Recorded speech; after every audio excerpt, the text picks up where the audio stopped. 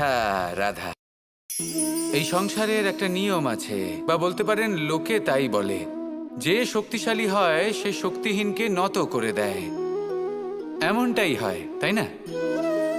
আবশ্যক নয়, কখনো কখনো এমনও হয় একজন অসমর্থ ব্যক্তি সমর্থ ব্যক্তিকে নত করে দেন। এটা সম্ভব, এও হতে পারে।